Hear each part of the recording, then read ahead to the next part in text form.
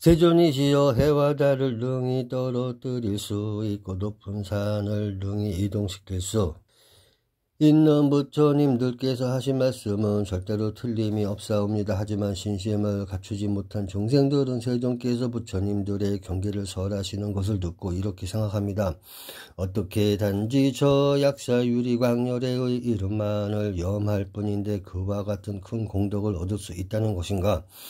이렇게 믿지 못하고 비방하게 되면 그 중생은 큰 이익과 즐거움을 잃게 될 뿐 아니라 여러 악도에 떨어져서 길고 어두운 밤을 벗어나지 못함이 끝이 없게 되옵니다.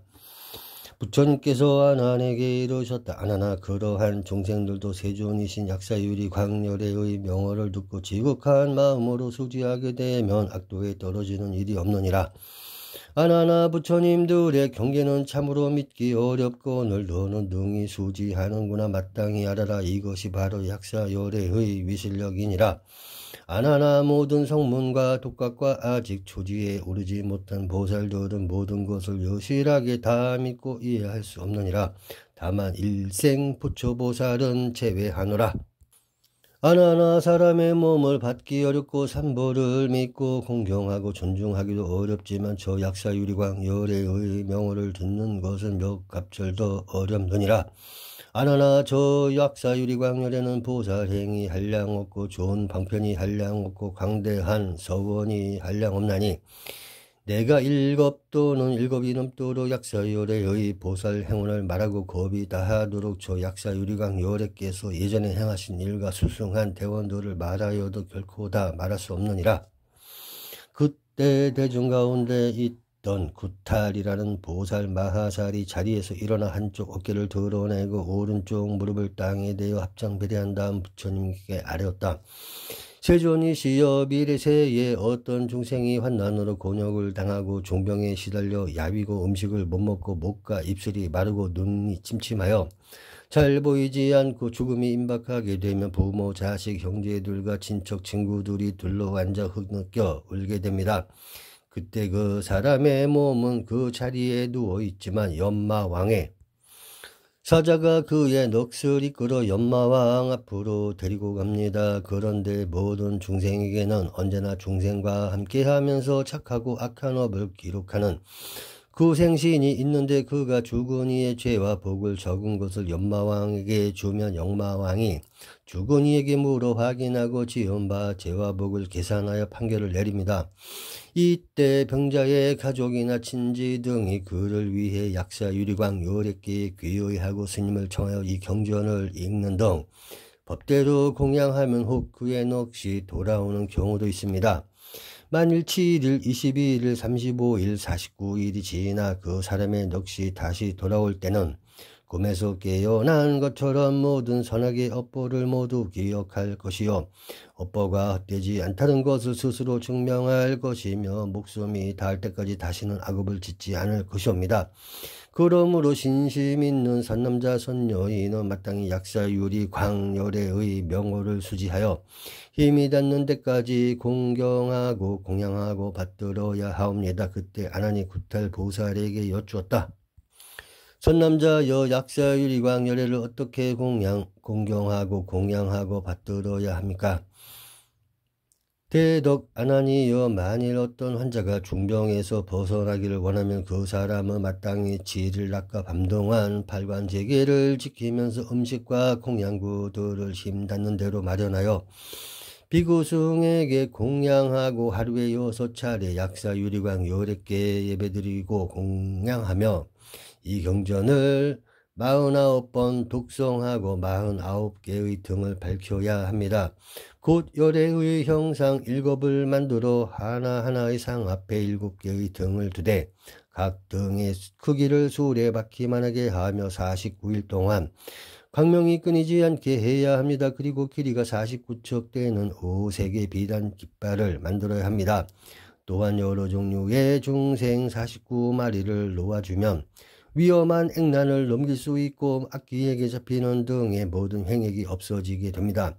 대덕 아나니여, 또 관정을 받은 왕에게 재난이 닥쳐올 때가 있습니다. 곧 백성들에게 질병의 난이 있거나 다른 나라가 침략을 하였거나 나라 안에서 반역의 난이 일어났거나 별자리의 변괴 및 일식월식의 난이 일어났거나 때 아닌 풍우의 난이 일어났거나 때가 지나도록 비가 오지 않는 등의 재난들이 있을 때 조관정을 받은 왕은 마땅히 모든 중생에게 자비심을 일으키고 옥에 갇힌 죄수들을 사면하면서 조금 전에 말한 공양의 법식대로 약사위 광열에게 공양하고 받들어야 합니다.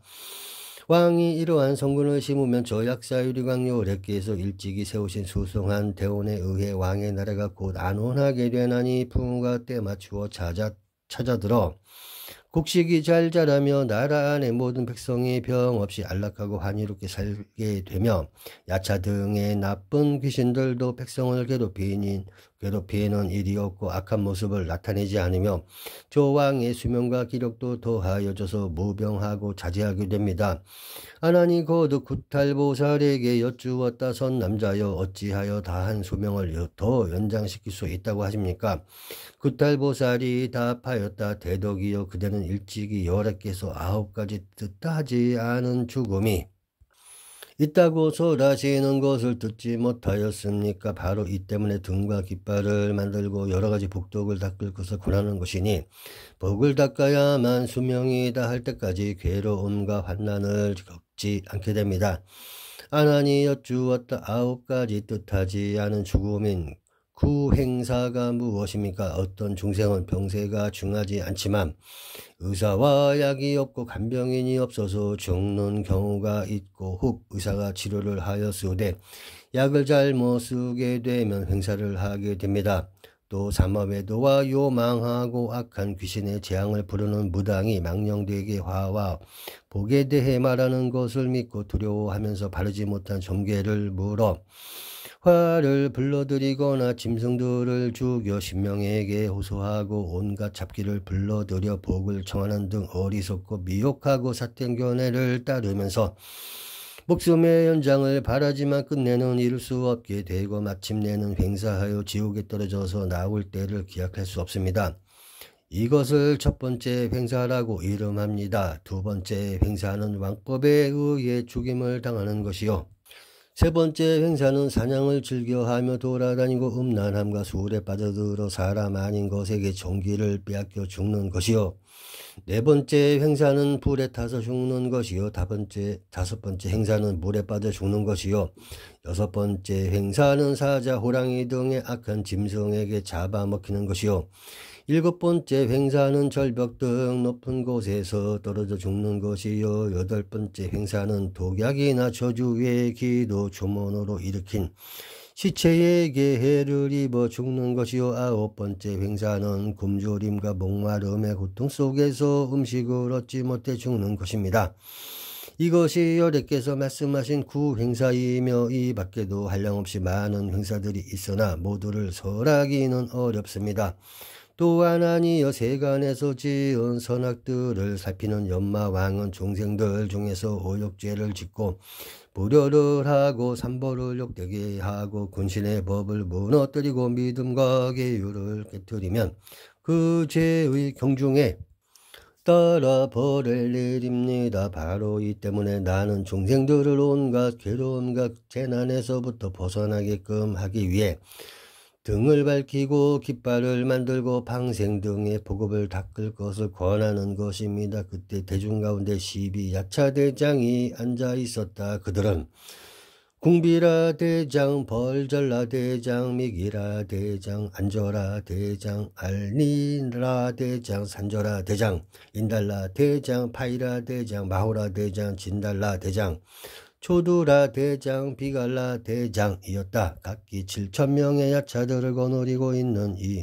12야차 대장들이 한 목소리로 부처님께 아뢰었다.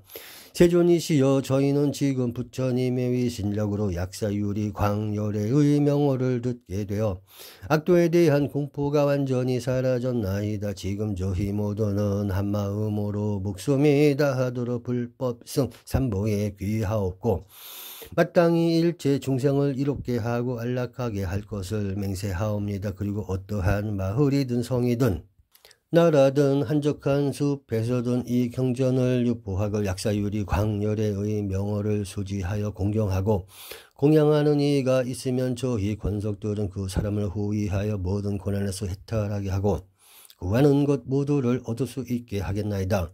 또 질병과 액난이 있는 중생이 이 경전을 독송하면서 벗어나기를 구하면 능히 해탈할 수 있게 하겠나이다.